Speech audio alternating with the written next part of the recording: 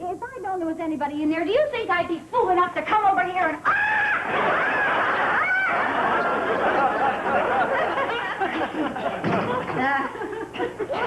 Well?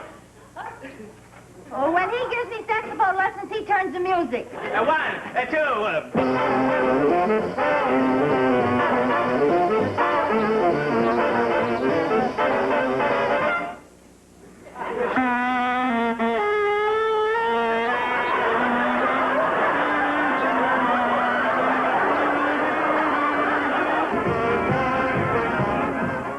I'd particularly like to thank that incomparable, creative family that was always close at hand during all those wonderful years.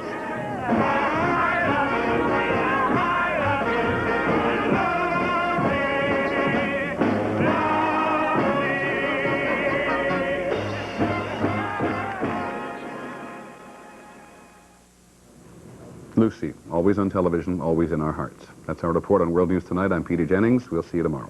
Good. Regiment. That's it. That's it. There's no bigger story in the world tonight than Lucille Ball. No matter what language you speak or where in the world you live, if there's television, there's Lucy. This is Entertainment Tonight for Wednesday, April 26, 1989, dedicated to a shining star.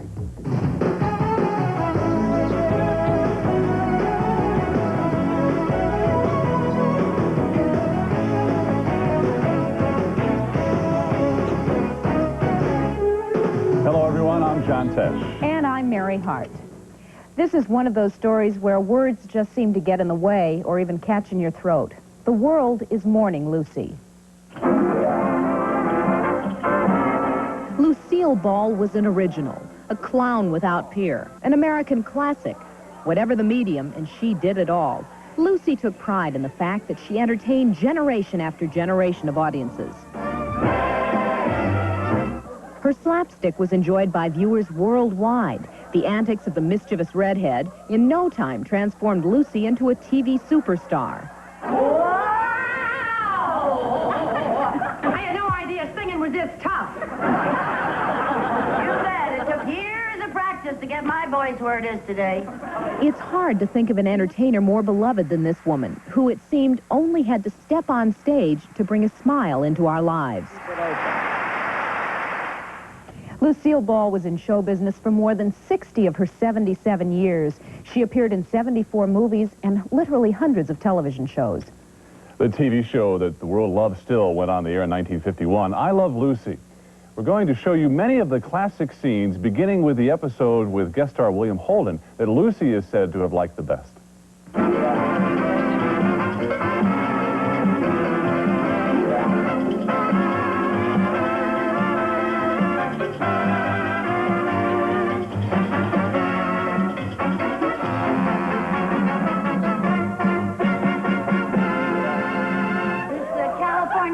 Certainly makes your skin soft. Guest star William Holden appeared in what is said to be Lucy's favorite comedy scene.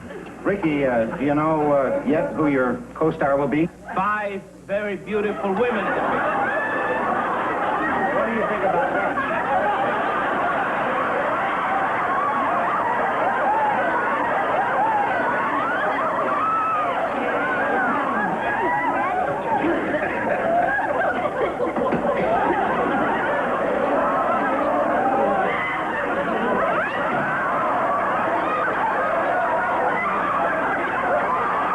Lucy tries to persuade Ricky that she can do a commercial for Vitamita Vegemin. Hello, friends. I'm your Vitamita Vegemin girl. Are you tired, run down, listless? Do you poop out at parties? Are you unpopular? The answer to all your problems is in this little bottle. Now you pick up the bottle. Oh. A little higher. That's right. Now you take some. Oh. It's so tasty, too.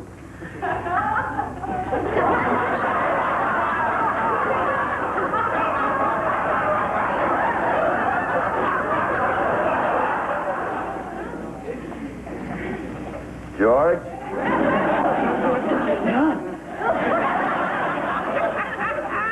Let's get on with the rub down.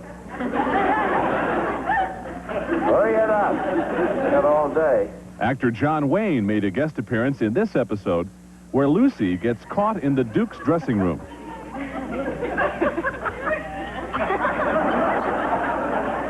Oh, cut that comedy, George. Get on with the rub down.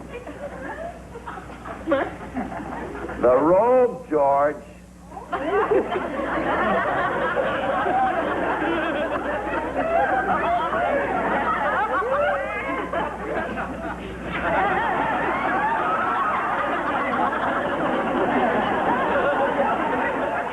And Harpo Marx teamed up with Lucy to recreate the classic mirror scene from the Marx Brothers movie Duck Soup.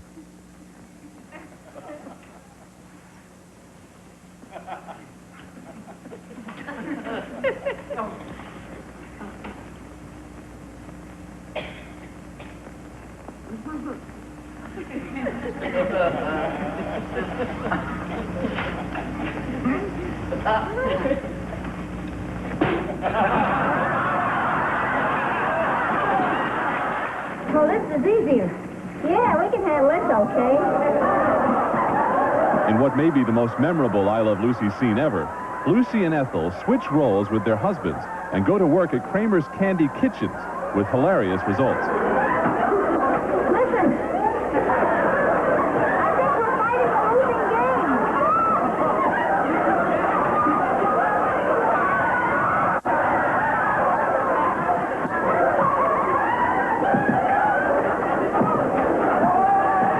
Here she comes.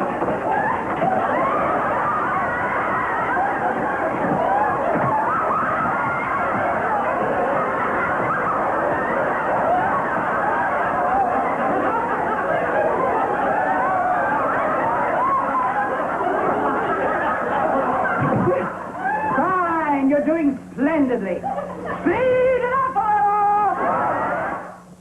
Always gives me a stomachache. I Love Lucy has been rerunning all over the world since it last appeared on CBS in 1957. The series has been dubbed into 20 languages and is currently seen in more than 50 countries. As we speak, somewhere, I Love Lucy is on the air. Lucy, loved and remembered by her friends and fans.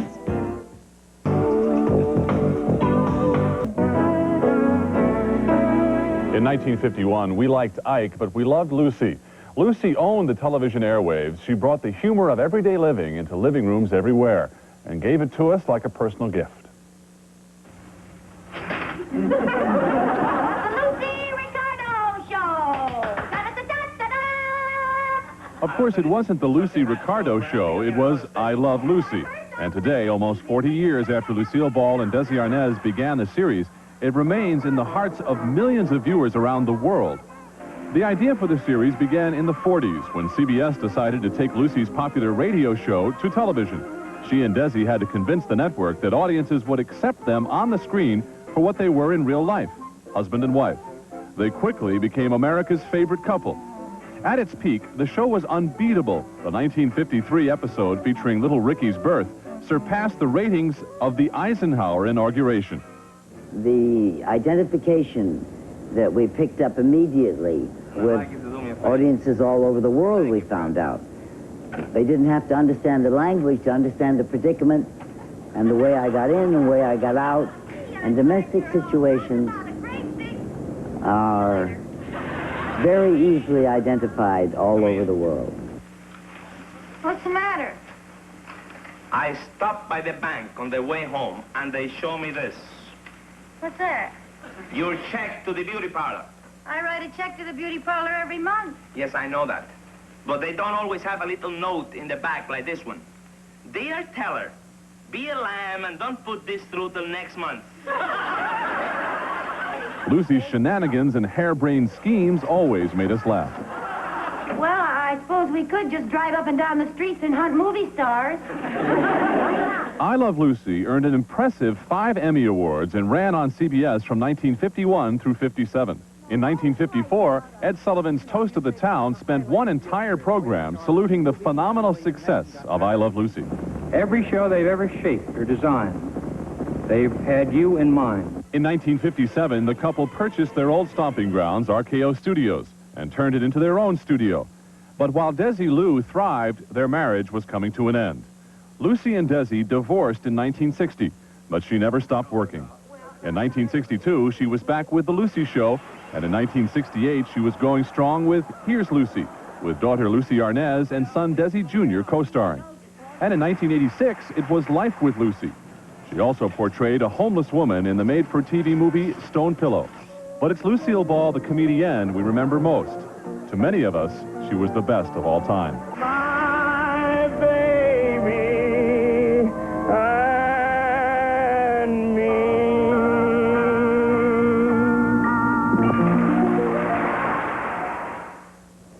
Many of the I Love Lucy episodes dealt with Lucy Ricardo's unending determination to break into show business. The same kind of determination Lucy herself showed when she left her home in Jamestown, New York, and set out on the road to stardom. Years before she changed the face of television forever, Lucy's face was already familiar to millions of movie fans. Leonard Maltin joins us now with a tribute to Lucy's film career. Leonard? Well, Mary, Lucille Ball was one of those 15-year overnight sensations you read about in show business. By the time she became a television sensation, she'd paid her dues several times over in Hollywood. And the thing you have to keep wondering about is, what took so long? Lucille Ball was born in 1911 in Jamestown, New York. She was raised mainly by her grandparents, and after drama school in Manhattan, she turned to modeling and acting. Just to be part of the business was all I ever asked, so it didn't bother me what I was doing and how slowly I was going along and how I perhaps wasn't progressing as fast as other people. I didn't even know it. I was just grateful to be part of the business, and I was having a very well-paid apprenticeship. Her first break in Hollywood came when she became a Goldwyn girl in the chorus of some Eddie Cantor musicals. She progressed slowly but steadily, from showgirl walk-ons to bit parts, such as this one with Fred Astaire and Ginger Rogers. We're coming. Oh, she dropped in a minute ago and said she was leaving. You're not to worry. Oh, poor kid. I'll bet she was scared with all these sailors around. She worked with the Marx Brothers and the Three Stooges. Just a minute. This has gone far enough. Don't you know there are ladies present? And soon, real parts in some major films, such as Stage Door with Katharine Hepburn. The trouble with you is you're all trying to be comics. Don't you ever take anything seriously? After you've sat around for a year trying to get a job, you won't take anything seriously either. I just tried to do what they asked me to do, and sometimes I got that little feeling in the pit of my tummy that I had learned something. And I was so happy when I felt that I had learned something. Under contract to RKO, she ultimately became a star and landed the lead in the 1940 musical comedy Too Many Girls, which introduced her to a young Cuban performer, Desi Arnaz. Will someone please come? There's a waiter fainted out here. They married that same year, and Lucy went on to greater success at MGM, where they recast her in a glamorous mold. Only occasionally did anyone take notice of her innate comic talents. Oh, Louis, I just can't accept this. Oh, please do. Oh, no, really, I just can't accept it. All right, then give it back. The movie studios never seemed to know what to do with Lucy. It would remain for TV to give her the perfect vehicle for her talent. But that TV success eventually led her back to movies, where she'd started, when she and Desi Arnaz co-starred in The Long, Long Trailer, enabling moviegoers to continue their love affair with Lucy. Breezing along with the breeze. It's a cute movie. Incidentally, Lucy returned to her hometown of Jamestown, New York for the premiere of that movie, The Long, Long Trailer, in 1954. By all accounts, it was the biggest day in Jamestown history and an emotional homecoming for Lucille Ball. Didn't she once audition for the role of Scarlett O'Hara, Leonard? Yes, you know, she did. There was such a big to-do over who was going to play Scarlett that every actress in Hollywood seems to have tried out for it. And she used to tell a very funny story about going for her audition with producer David O. Selznick and being late because she couldn't find his studio in Culver City. And she said that that was always the case even when she later owned the studio. She still couldn't find it. Oh, Thanks, Leonard. A nice tribute. yes. CBS will broadcast a one-hour special tonight on the life and legacy of Lucille Ball. It'll be at 10 p.m. Eastern Time.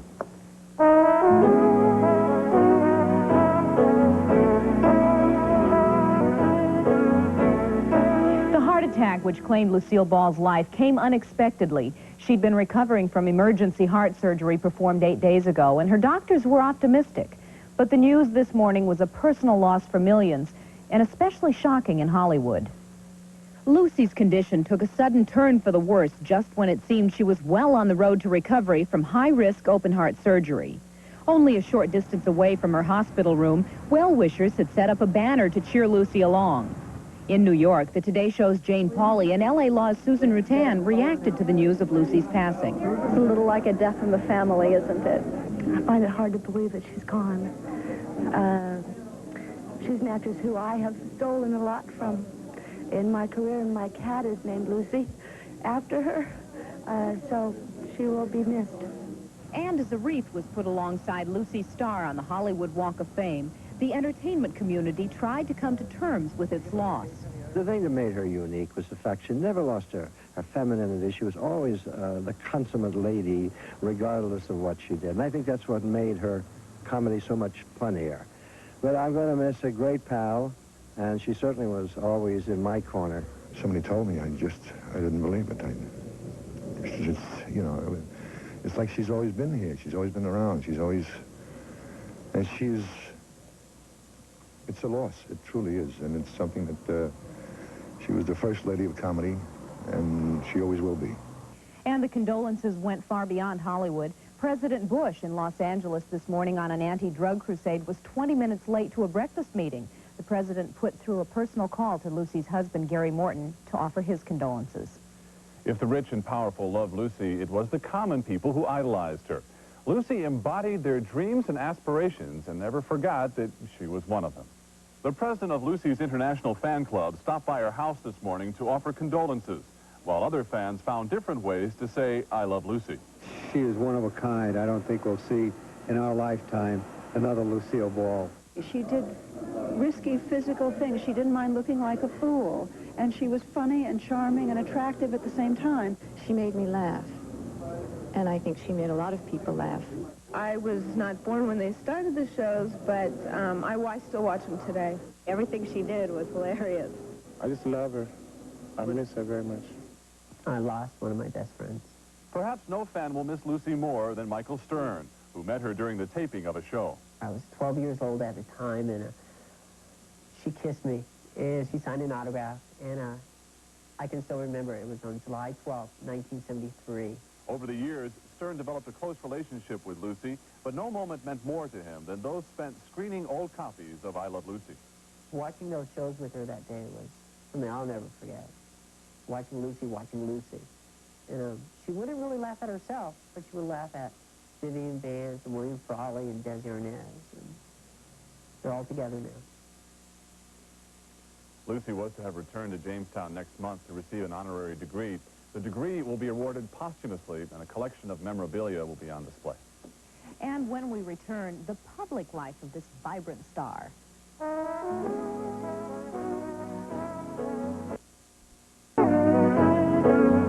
By necessity, stars lead public lives. It goes with the territory. Some do it grudgingly, but Lucille Ball led her public life with style and grace. Never too busy for a fan, never too busy for a cause. Even after the cameras were turned off, Lucy managed to find her way into the hearts of millions.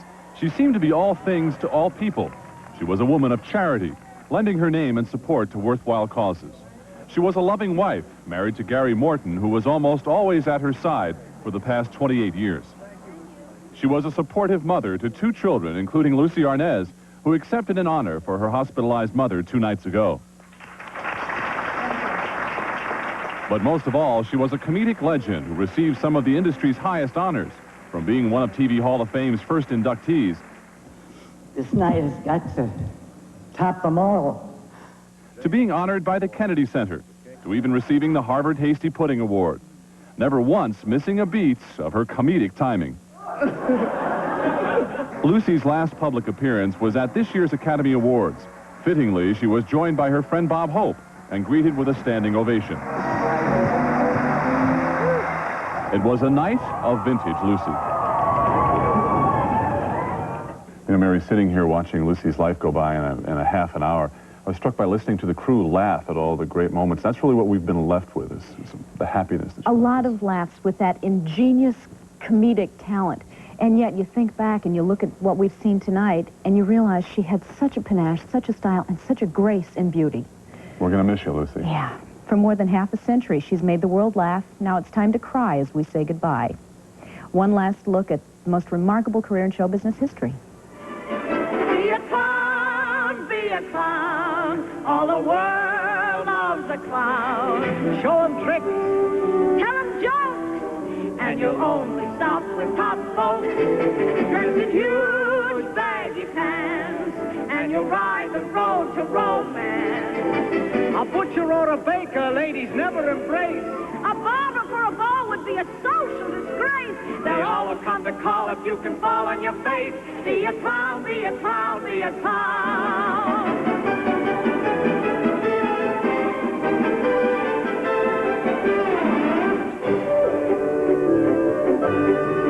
Be a clown, be a clown. All the world loves a clown. Be a crazy buffoon, and the demoiselles will all swoon. Be a crack jackanapes, and they'll imitate you like apes. Why be a great composer with your rent in arrears? Why be a major poet and you'll owe it for years? When crowds will pay to giggle if you wiggle your ears. Be a clown, be a clown, be a clown.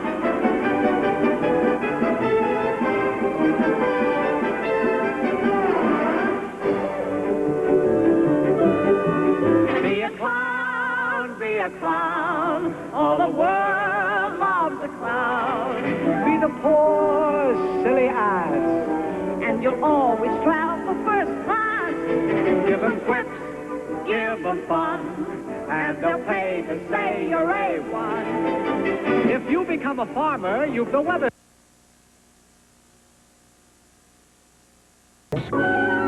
We're as happy as two can be. Sometimes we quarrel, but then how we love making up again. Lucy kisses like no one can. She's my missus and I'm her man. And life is heaven, you see. 'Cause I love Lucy, yes, I love Lucy. And Lucy loves me.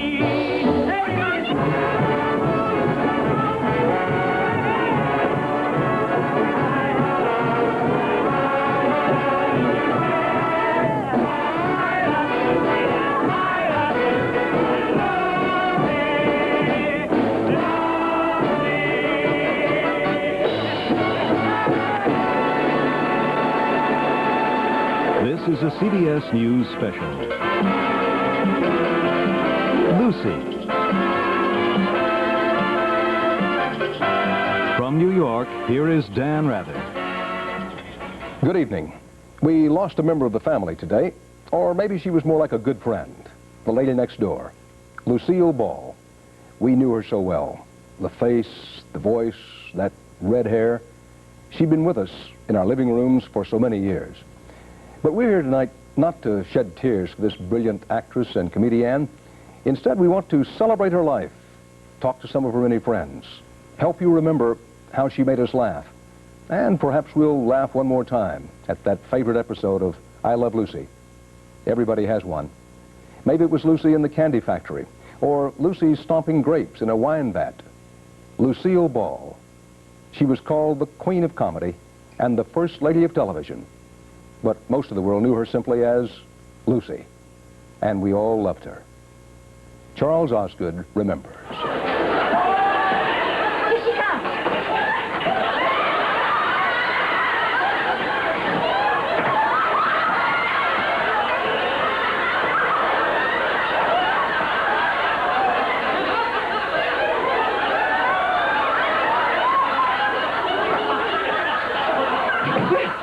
Fine, you're doing splendidly. Speed it up! We did love Lucy. She could make us laugh until we hurt. She was just so funny. All right, hit the music, Harry.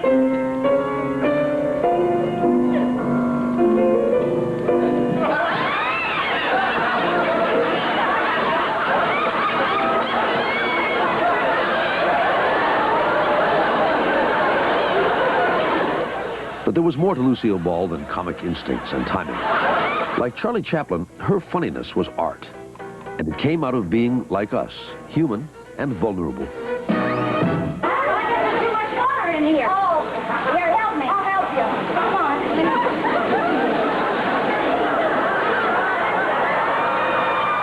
I think it was the simplicity of Lucy's comedy. She didn't do a lot of anything except be funny. She was so honest and so simple about it. The little girl in her never grew up. As a child, she was lonely and dreamed of becoming a star. Here was the face that would be seen, it has been said, by more people, more often than that of any human ever. It was a beautiful face, even then. She was, to say the least, not just another pretty face, but her prettiness did get her work on Broadway and as a model. She was a Chesterfield cigarette girl, and then a Goldwyn girl in Hollywood. Long before anyone ever heard of television, Lucille Ball was working with and learning from some of Hollywood's best. Well, I made it this far. Doesn't the front doorbell work? Not now, not now. What is it? Call off your dog. Why? I might bite him. Might bite you, too, if I knew who you were. I'm the caretaker. Shut up, Diz. Lie down. Who, me? I fell in love with Lucille Ball, and not as a comedian. When I was very young, I used to go to Lucille Ball movies because I liked her lips. I liked the way her eyes moved around.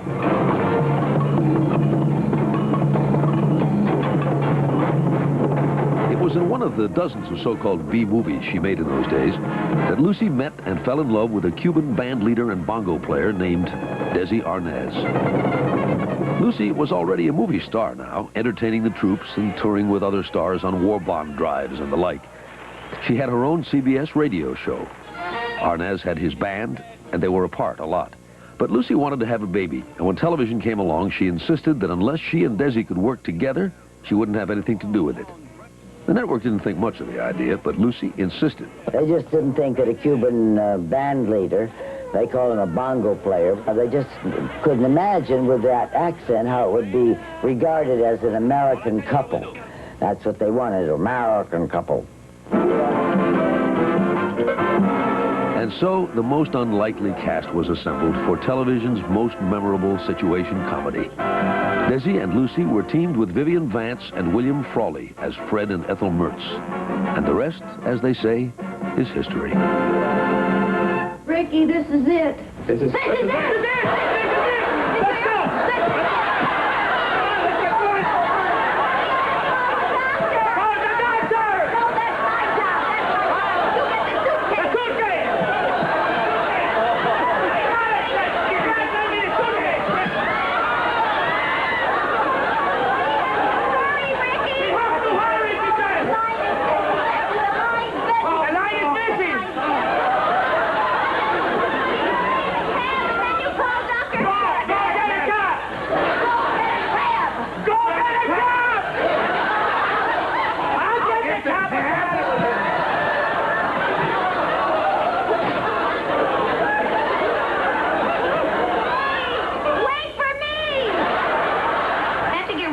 I can keep it without letting him know that even if he says I can't keep it, I'll have to keep it because the store will make me keep it anyway. Well, that ought to confuse him enough. Oh, I guess I'll be able to smooch him into it. Sure. I did not want to be a Hollywood couple because everybody in the world thinks that Hollywood couples have everything. Is that you, Ricky? Yeah, honey. Hello, baby. Hi. Oh, your cheeks are cold. Oh, let me take off your coat, They honey. think they have a home, 2 cars, and a pool. What more does anyone need? And I said, no Hollywood couple. Boy. There you are. Oh, you great, big, handsome husband. I want to have all the trials and tribulations that most people do. Lucy, Yes, dear. what have you done? Lucy's instincts turned out to be exactly right, as she was about so many things. She turned out to be one of the shrewdest show business minds that had ever come along.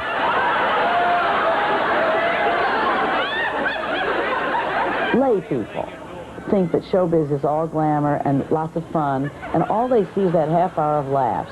But if they only knew the blood, sweat, and tears that goes into that half hour, and I admired her for making it all look so easy and just get the laughs. Halt! Could you ask him? Te doy cosas que te diga que te doy los 60 pesos para que se pusiera el hombre, que se fuera el bolso de Don Francisco. Bueno, un momento, estoy hablando de la señora aquí. I Love Lucy became part of our culture, part of our lives. Remember how hard we laughed? Oh, wait, I'll deliver it any place you want me to. Oh, no. I wouldn't trust this to any other hands but my own. America didn't want to let go, and never did. More than 30 years later, the shows are still being seen in reruns.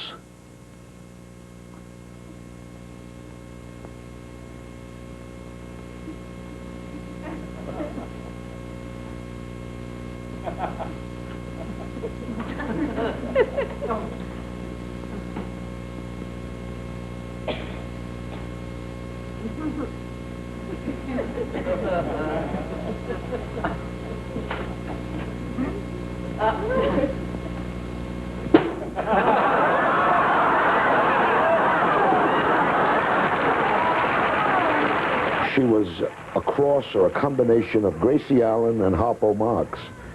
She could do it all. She was very feminine, yet her delivery was impeccable, and yet she could roll on the floor, take a pie in the face, and, you know, and she could out Harpo.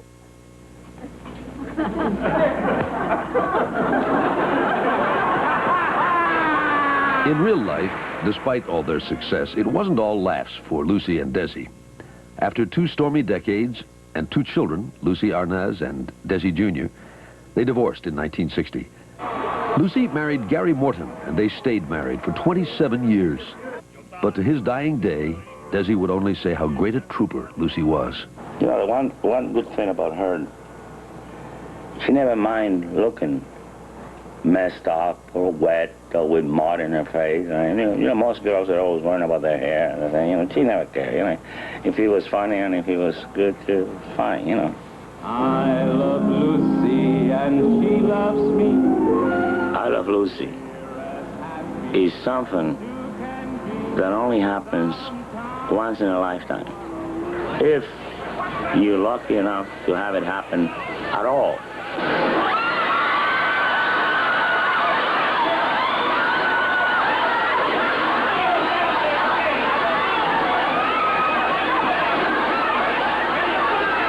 Desi died of cancer in 1986, and Bill Frawley and Vivian Vance are gone now, too. Her colleagues and a grateful public gave Lucy just about every award and honor there was to give.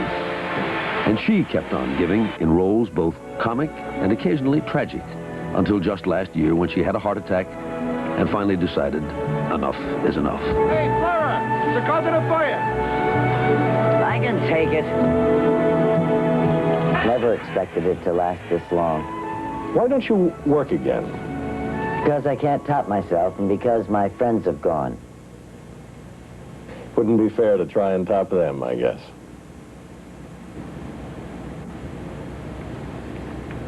No, sir. You couldn't. No way. We were on long enough and we have the reruns. It's an unusual thing about reruns with your close friends.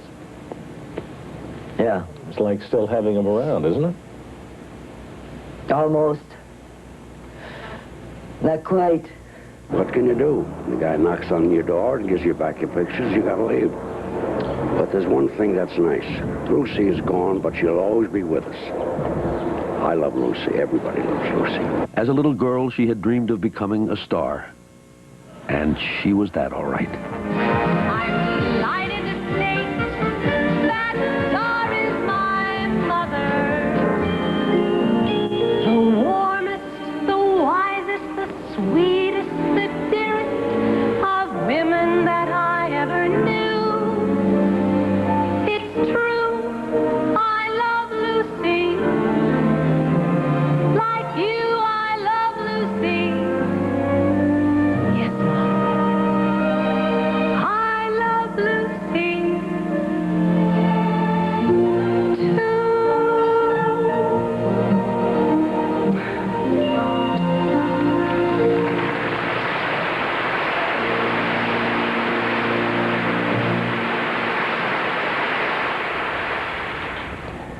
Lucille Ball had so many friends.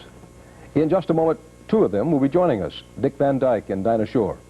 And Mike Wallace will talk with a very special friend of Lucy, former President Ronald Reagan. I loved doing what I was doing, so I felt very lucky. I'm happy that I brought laughter because I have been shown by many the value of it in so many lives, in so many ways. All over the country today, people were talking about Lucille Ball and remembering the many classic comedy scenes in which she starred.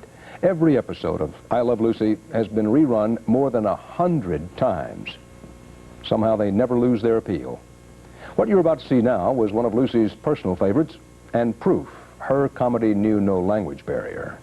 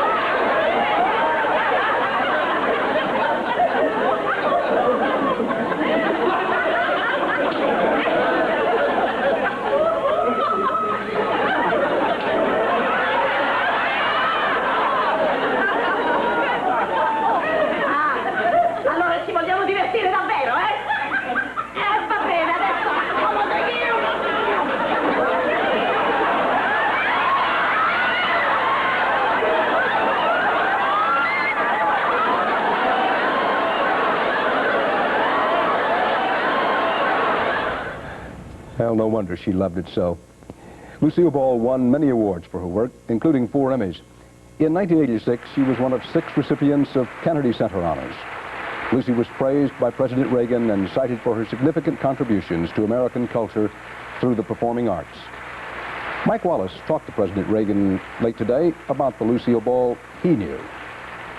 Were you a Lucy fan, Mr. President? Oh, yes. Wasn't everyone? Were you friends, you and Mrs. Reagan and she? Yes, very much so. As a matter of fact, Lucy proved that at a time when Nancy's spirits were low with regard to some surgery that she was having, and Lucy stayed in kind of constant touch with her. What made her comic style so unique? What was so special about Lucille Ball as a comedian, Mr. President? You know, Mike, I don't know that I could answer that.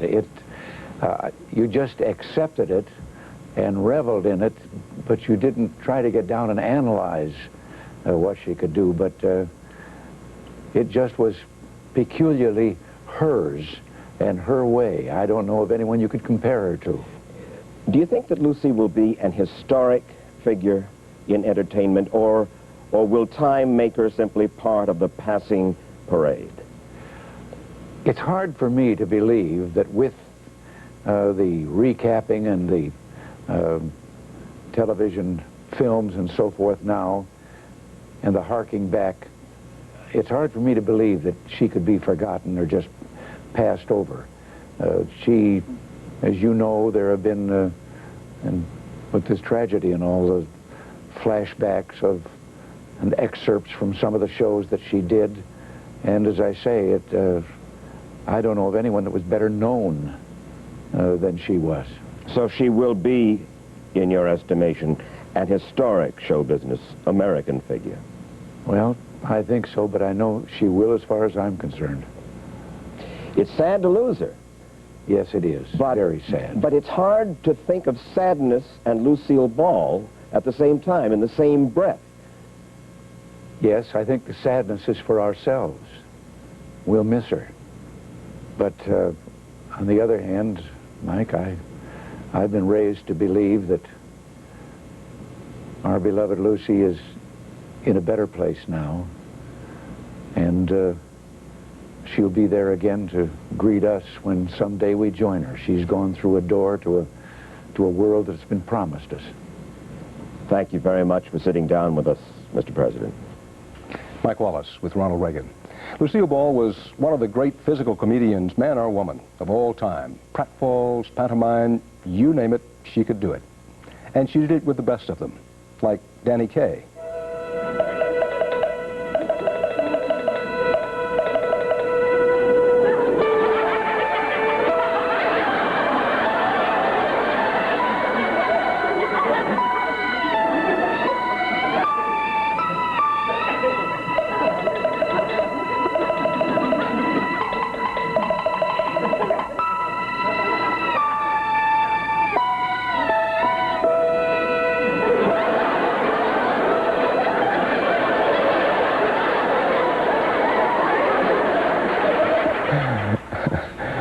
Joining us now from Hollywood to share their memories of Lucille Ball are two of her friends and colleagues.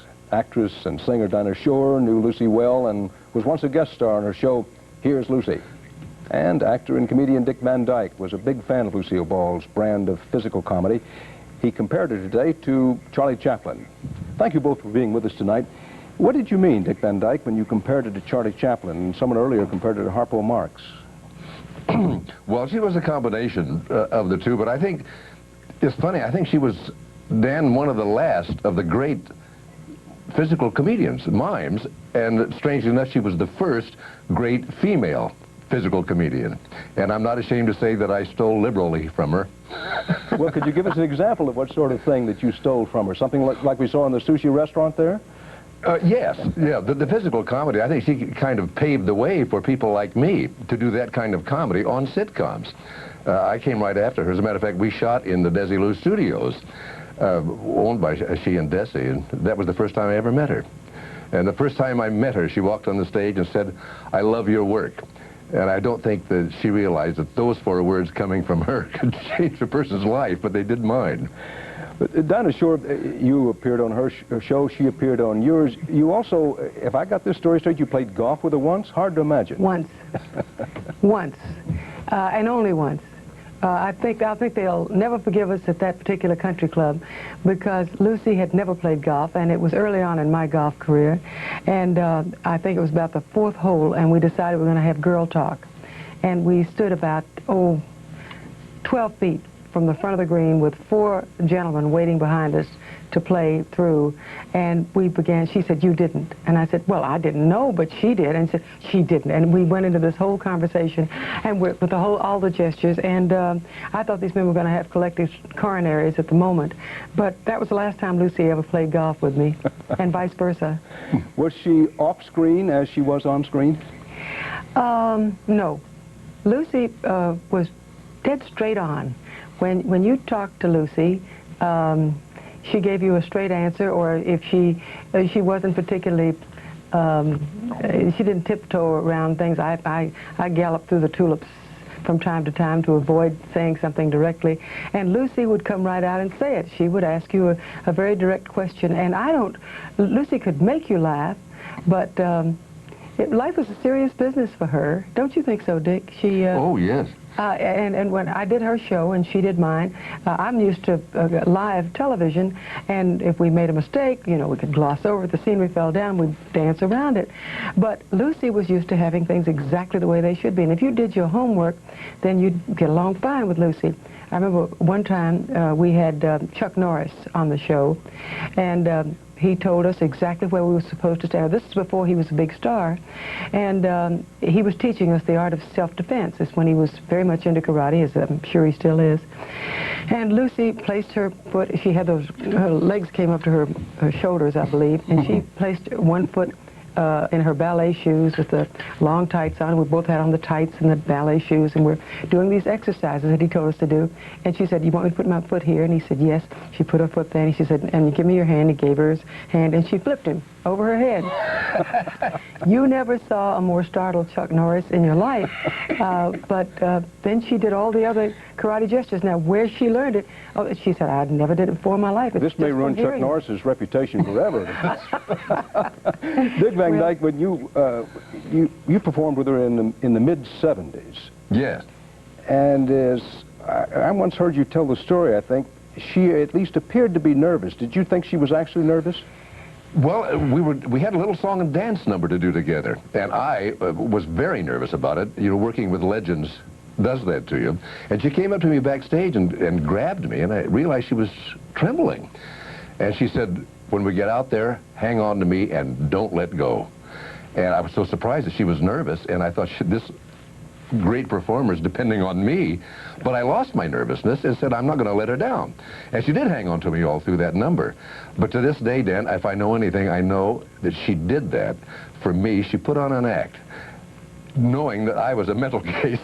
And to put you at ease, she did this. Yes, because I don't think she was nervous at all. She cared so much about everybody, Yes, everybody she did. around her. She was so supportive to everyone. But she cared about her children deeply, and she cared about my children, and she always asked about them by name, you know, and never, "How's your little girl, how's your little boy?" It was always Missy or Jody.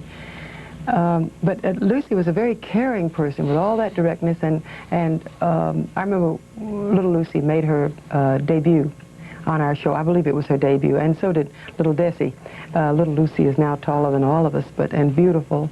But she had left one very important prop at home, and she called the house, and the maid didn't come down with it, and the houseman or whomever was around didn't come down with it. Mama did, and she said, "I didn't want to be backstage. I wasn't going to be a stage mother." There she was, no makeup, the hair awry, and the scarf in her hand, and she was putting it on little Lucy backstage, and she cared so deeply. She wanted that baby, as you and Bill Paley talked about so glowingly earlier, Dan, and she treasured those children more than anything else in her life. Dinah Shore and Dick Van Dyke, thank you very much for being with us this evening.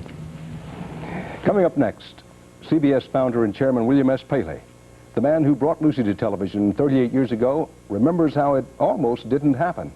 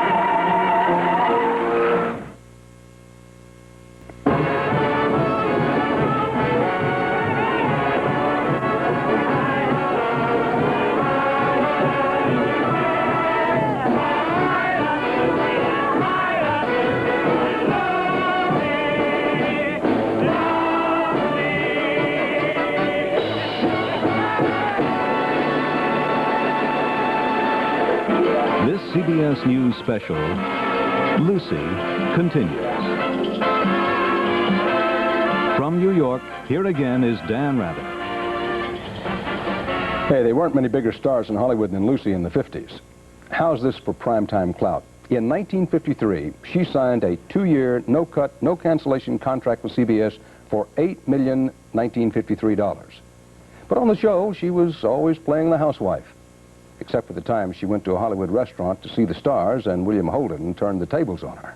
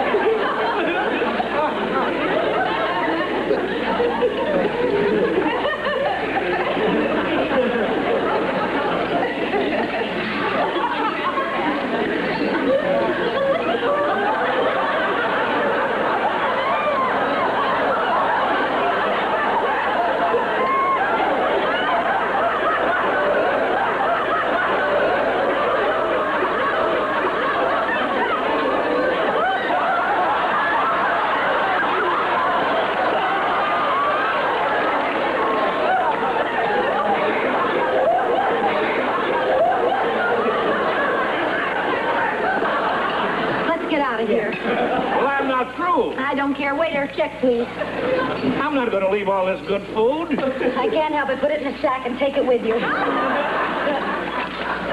Thank you. Thank you.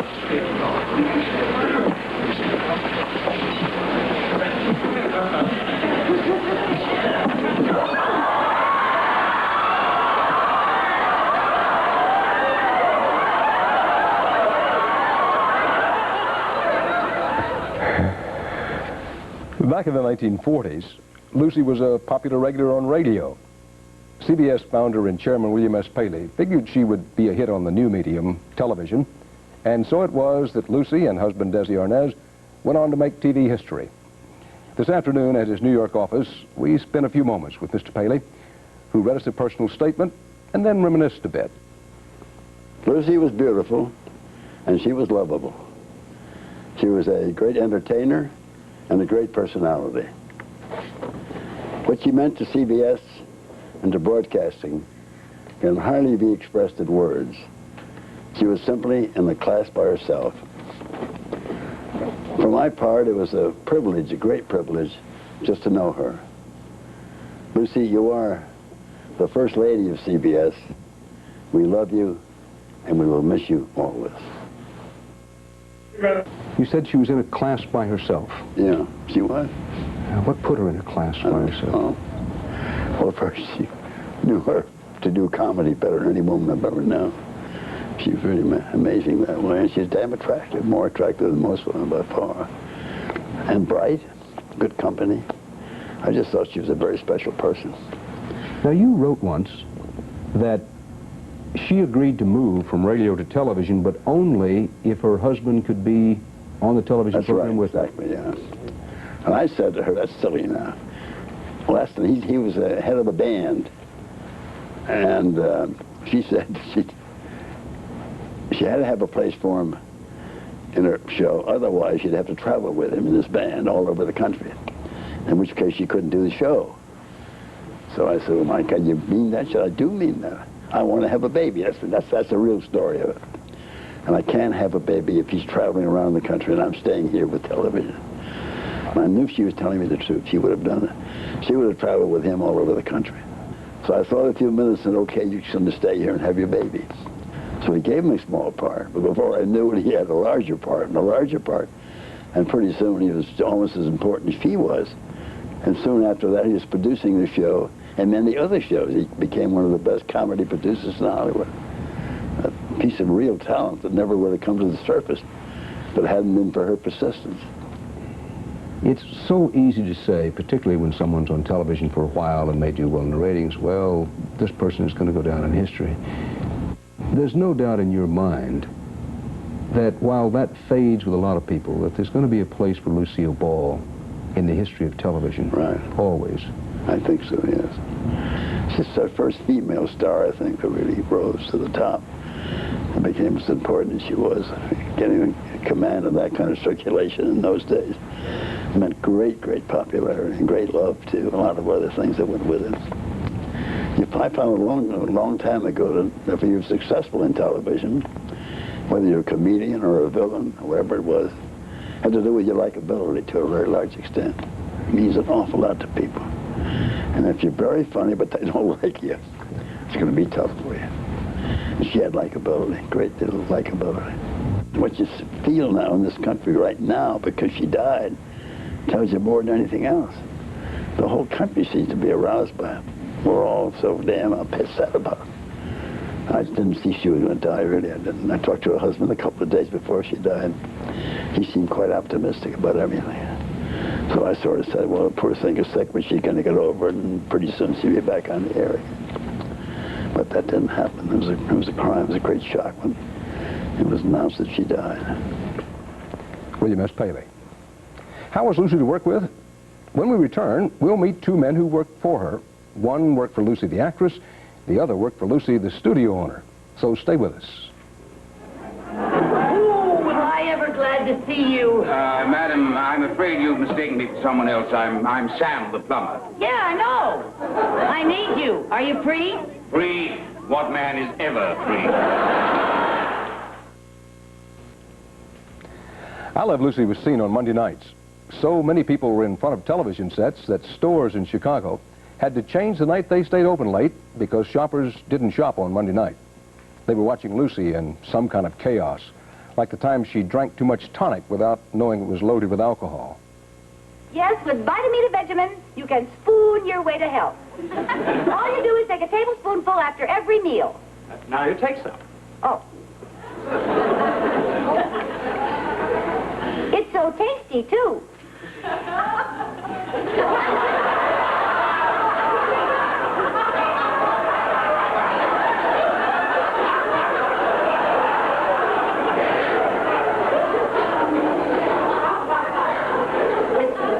Just like candy. No. Look, you're supposed to like the stuff. You've got to smile, be happy. Yes. Now try it again. Yes.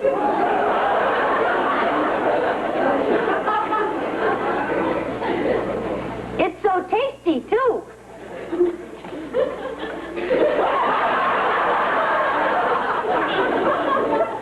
Just like candy.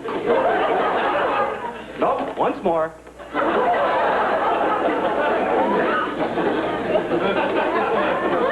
It's so tasty, too. It's just like candy.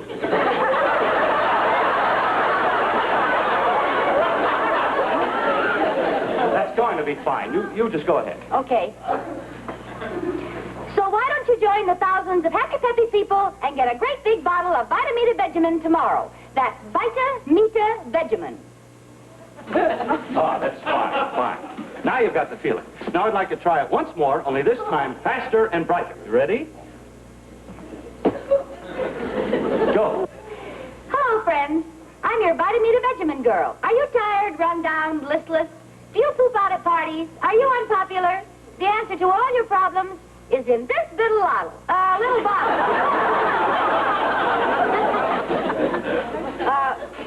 Vitamita Vegemin. Vitamita Vegemin contains vitamins, meat, vegetables, and minerals. Yes, with Vitamita Vegemin, you can spoon your way to health. All you have to do is take a big tablespoonful after every meal.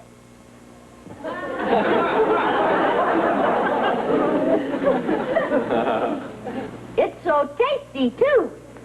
Tastes like candy. Honest. Lucy wore two hats, the actress and the comedian we all know. But she was the first female television studio head. After their divorce in 1960, Lucy bought out Desi's half of Desilu Productions. Joining us live from Hollywood tonight are two men who knew Lucy in both of her backstage roles. Bob Schiller knew Lucy the actress. He was a writer on I Love Lucy, and later on the Lucy Desi Comedy Hour, and on The Lucy Show. Oscar Katz knew the businesswoman. He was executive vice president of Desilu Productions. Gentlemen, thank you for being with us. First, Mr. Schiller, what was it like to write for the legendary Lucy? And how did the show take shape? How did that work? Well, first of all, it was great to write for such a remarkable talent. It's a writer's dream to work for somebody who can make you look good. I can recall the first time that we ever wrote. My partner and I, Bob Weisskopf, and Jess Oppenheimer, the producer, said, "Come on down and watch the run-through. She'll make you think you're a good writer." And sure enough, she did, and she never let us down. How was the show done? It was a remarkable thing. The first few years, there were only 3 writers, Jess Oppenheimer, Bob Carroll, and Madeline, then her name was Pugh. Her name is now Davis. 3 people wrote 39 shows a week. It was an impossible task, and they kept doing it and doing it and doing it. For all of I Love Lucy, there were only 5 writers ever. We joined them later. Now they have 39 writers for 3 weeks. It was such a pleasure to see her do things that you imagined and do them even better than you imagined. Well, you did a run-through first, or someone did a run-through first, and then she came in and put the finishing touches on it? No, she would always do the run-through. She was a perfectionist.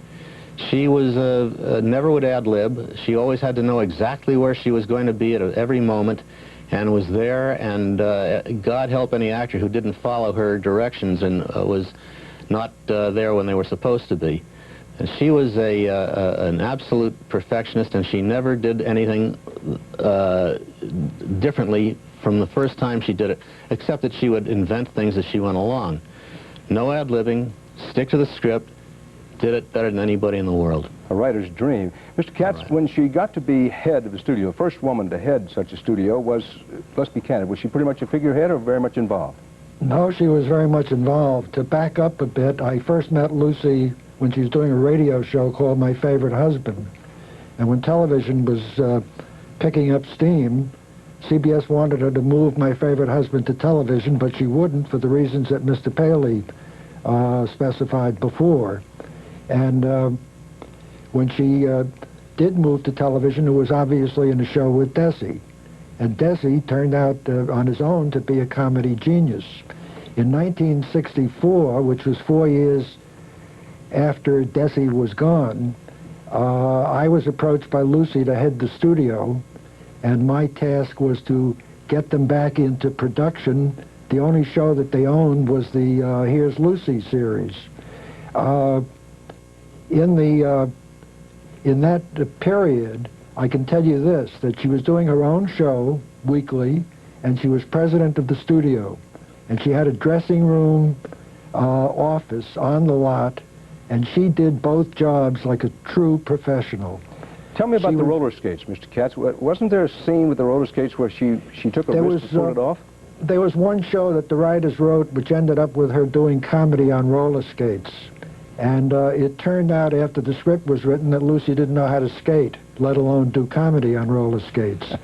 And she studied roller skating, and in 1 week she was doing comedy on skates that an expert couldn't do.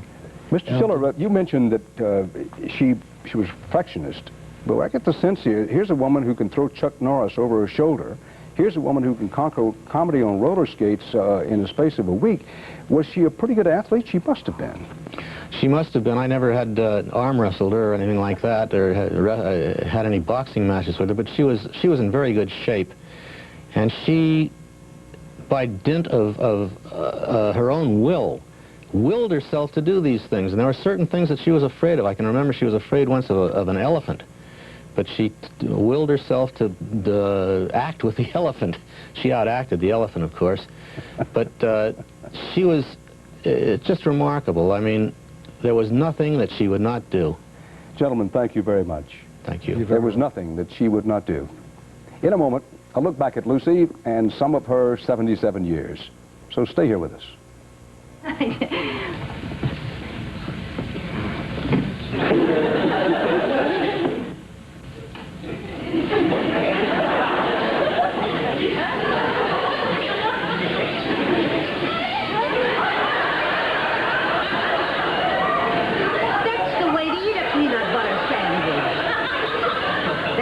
Good for you. A nice, pure, thick peanut butter on dry bread.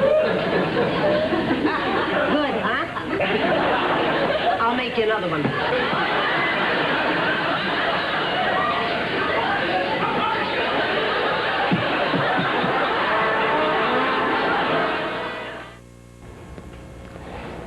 Viewers loved Lucy, didn't we?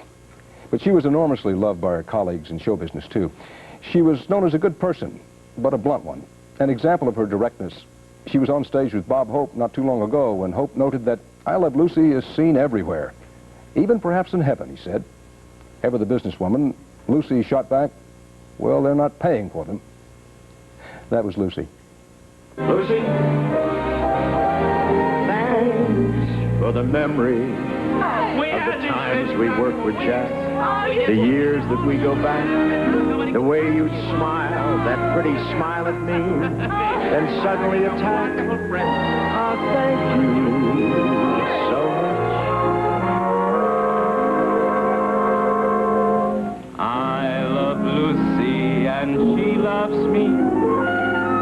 We're as happy as two can be.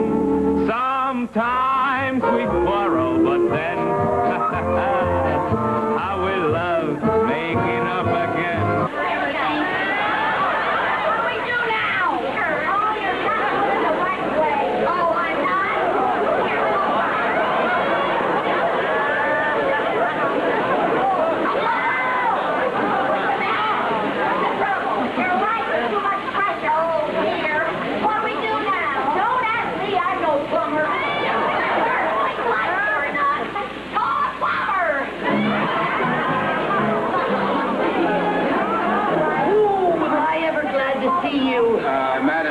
afraid you've mistaken me for someone else. I'm Sam, the plumber. Yeah, I know. I need you. Are you free? Free? What man is ever free? Listen, Mr. Wayne, I think it would be better if you said, you mouth off like that again and you'll be pushing up Daisy. Pushing up Daisy? Now, Yeah. please, miss, we've got... Wait a minute, Joe. I like pushing up daisies better. All right, pushing up daisies. Much better. You want to rehearse it once? Yeah, let's rehearse it. No, let's roll it. I know the dial. Okay, roll it. Go ahead, roll it. He knows it. Go on, roll it. John, you sure you don't want to clear this set? I hate to blow this scene. Well, I'd rather blow a scene than lose a fan. That's why he's been up there on top so long. Thank you, ma'am. I mean, all of his fans know Mr. Wayne. We know that about him. Oh, yes. Everybody knows that about Mr. Wayne. Yeah, all right, places, roll them. Scene 55, take one. I reckon I ain't fixing to be seen talking to no jailbird.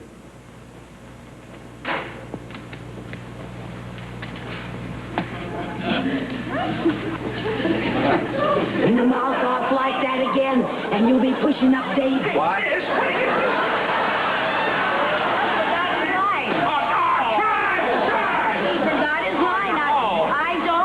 For forgetting, it's new, it's brand new, I just gave it to you. Then you say, you mouth off like that again, you'll be a dead man. That's what it was. You're supposed to say you'll be pushing up Daisy. I was just taking a long pause for effect. Oh, I thought he forgot his line. Okay, roll him. Go ahead. She's my missus and I'm her man, and life is heaven, you see. 'Cause I love Lucy, yes, I love Lucy, and Lucy loves me.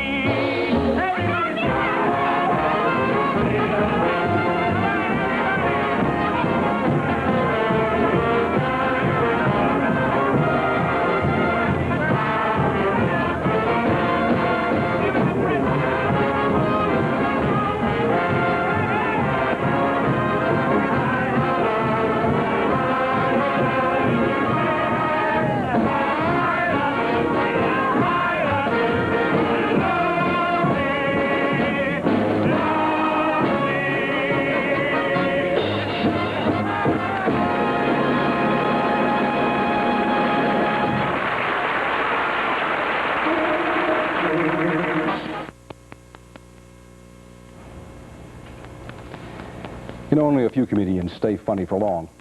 Lucy made her generation laugh, then the next, and then on and on.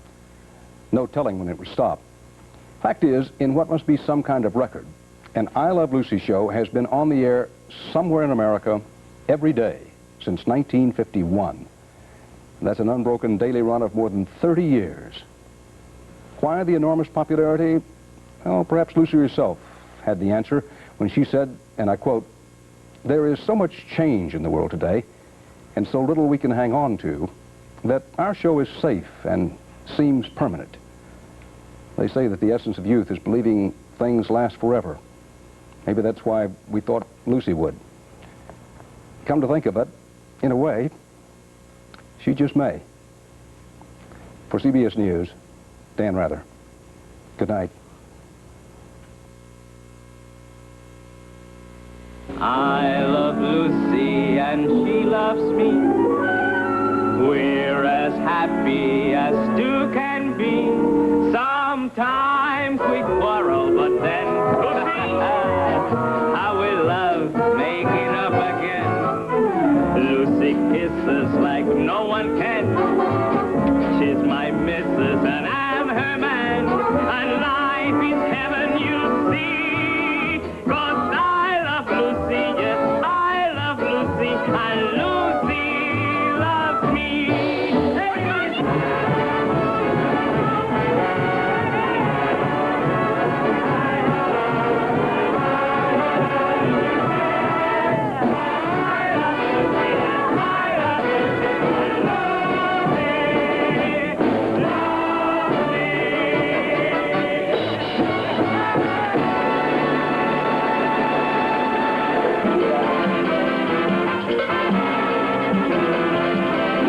Lucy has been a CBS News special.